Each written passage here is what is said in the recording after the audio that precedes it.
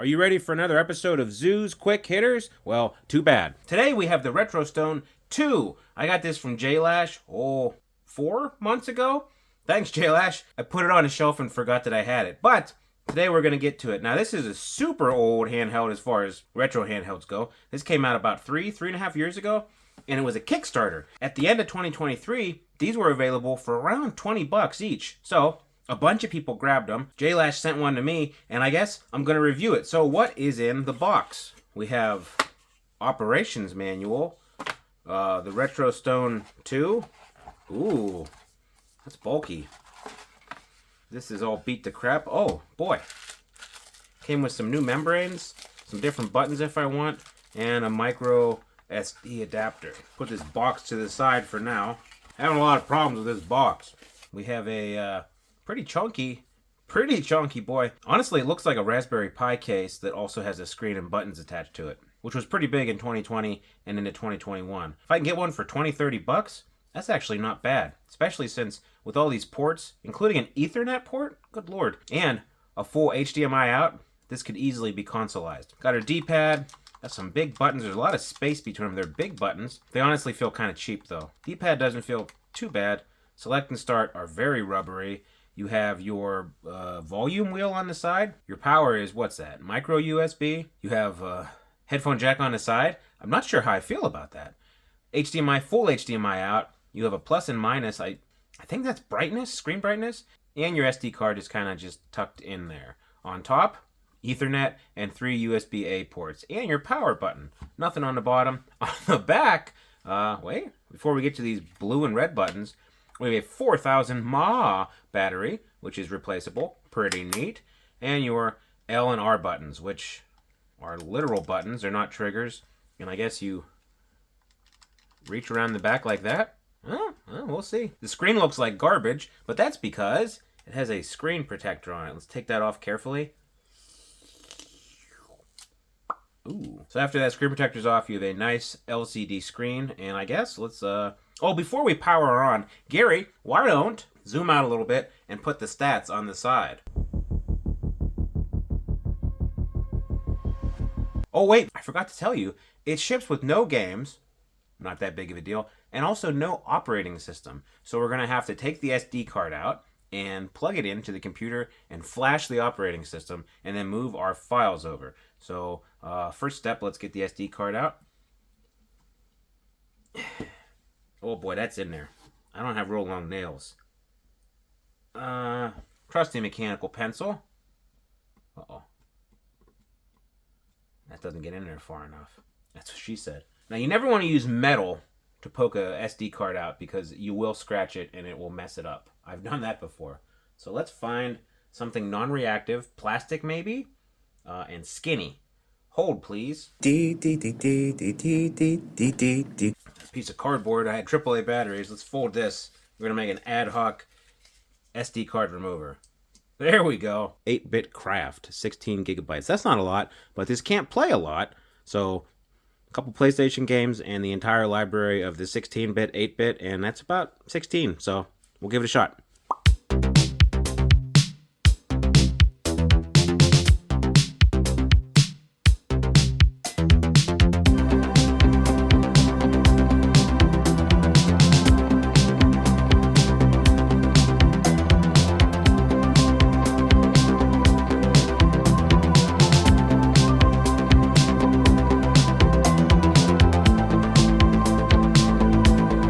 Alright, now that that's all done, let's get this guy back in here. Where's my thing? There we go. Boy, that is a pain in the butt to get out. But what are you going to do? Alright, let's turn her on. Hope nothing breaks. I feel like there might be some dust under the screen. That's not great. Oh! Retro Orange Pi. The screen itself, quite beautiful. But Retro Orange Pi means I didn't brick it. Hooray! I added some Super Nintendo, some Game Boy, Game Boy Advance, Game Boy Color, Genesis, N64, regular NES, and where's it at? PlayStation. So we're going to go through those and see how each of them perform. Now, some of the higher end stuff like N64, you might think, ooh, doesn't work very well, but you may be surprised. And some of the lower end stuff you would expect to work, you might be surprised that way too. But let's not spoil everything. Let's just go through and start playing. Let's pick a Game Boy game. All your shortcuts can be set up. So select plus R2. I have that set up for fast forward, and then your normal ones where I can save and load. The speaker gets pretty loud. I do like an analog volume dial just because it reminds me of the actual Game Boy. Gary? How'd you get in this game, Gary? Let's just scratch him.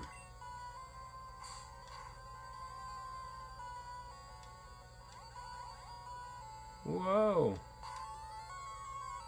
Crud. Well, Gary, I think you outfoxed me. Couldn't even make it past the first battle in Pokemans. They're gonna take my license away. I won't be able to be a YouTuber. Yeah, Gary. Enjoy your victory now, until you have to go back to the men's shelter.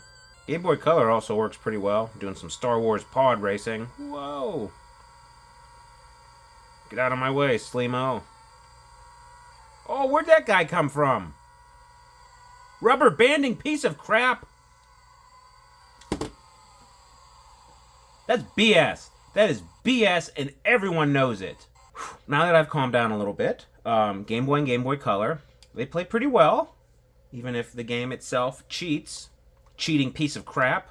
NES plays pretty good. Wow!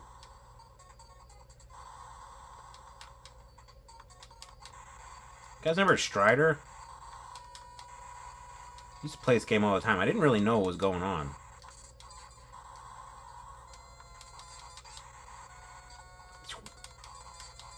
Crap. Sega. Ah! So the D-pad's not great. Sometimes I press down and it doesn't do down. It just goes left or right. Which, like, I know people complain about, like, the RG35XX D-pad has false diagonals. This has false cardinal directions.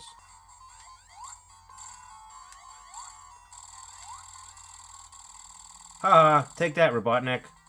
So yeah, Genesis is fine on here too. Super Nintendo's a system where, depending on what emulator you have selected, your FX games are going to play bad. I have SNES 9X 2000, I think, but it's still very playable. I think on some of the other cores on here, I noticed that the FX games just, they don't work right. The issue I have noticed is that the L and R buttons on here, when you have to double tap them, it's really hard to double tap. Like if I want to do a barrel roll, I can kind of do it with left, but right, I got to take my fingers off the button, and that's not great because I almost flew into a building. You're going to have some issues with games that require a lot of L and R too.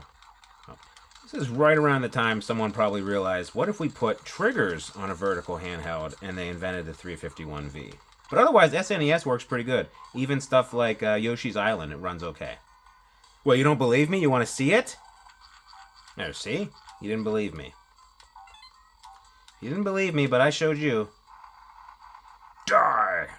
But yeah, if you have the right core, even the FX games will play pretty good on Super Nintendo. So PlayStation. You gotta expect problems on something that costs $20. Like, it's not gonna be able to run PlayStation, right? You know what? It doesn't do too bad.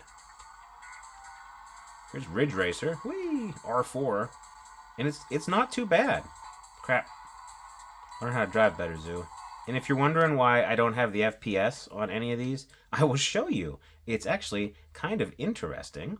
You go to on-screen display, notifications, turn on frame rate, and it just says NA. And I messed with it for half hour. I can't figure out a way for it not to say NA. It just doesn't tell me what the frame rate is on any of the games. So you're taking my word for it. And my word on PlayStation is that it runs pretty good. PlayStation crap right into the wall. PlayStation runs pretty good on here, which kind of surprised me. The only limitation you're going to find with PlayStation on here, for the most part, outside of Valkyrie Profile, is the 16 gigabyte SD card that came with this. It's going to be too small for PlayStation games. Now, N64's got to have problems, right? Let's give it a shot. We'll do, Star Fox. Now, this is opening up Mupen 64 Plus Rice. I don't know what that means, but it's not in RetroArch. It's running a standalone emulator, it seems, because my standard hotkeys don't work. Now, with N64, the audio can sometimes be a little bit off. Also with N64, these controls aren't necessarily suited for an N64 game because, you know, the N64 controller is kind of weird, but you can make do. Here's the audio. Yeah, it's going way too slow in this little text thing. But when you go to the actual game, Shut up. Just in the intro, the audio is a little bad and out of sync. The actual game itself, not too bad. Now, it's not perfect. You can see it's not perfect, but it's not nearly as bad as I thought it would be. Now, the only problem is with the controls, because, crap, your Z is mapped to the, what is this? R1? I'm gonna let Slippy die.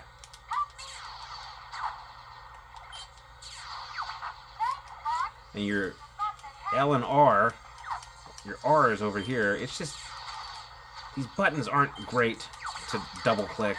I've got the controller everywhere. You can see how hard it is for me to actually pull it off. It's just the L buttons are an issue because there's no triggers. But N64 itself actually playing pretty well. Alright, what do I do? I don't know what C down is. Oh, there it is. So yeah, you're not going to run into a ton of issues with actually emulating the games for the most part. The controls are what really limits it. So I guess we got everything, right? It runs everything a lot better than we thought, right? Wait, no, you're wrong. Because Game Boy Advance, which this would be really well suited for, it runs kind of like crap. This is the intro scene. Listen to that. You don't need an FPS counter to know this is screwed up.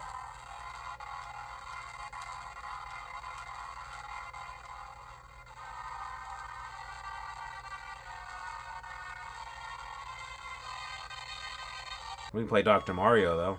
You know what? Even Dr. Mario is kind of chugging. Man. Can't even play Dr. Mario. That's a bummer. I mean, I guess you turn the volume off and it's not that bad. Now we're just left with our thoughts. Our dark thoughts. Get that volume back up as quick as we can.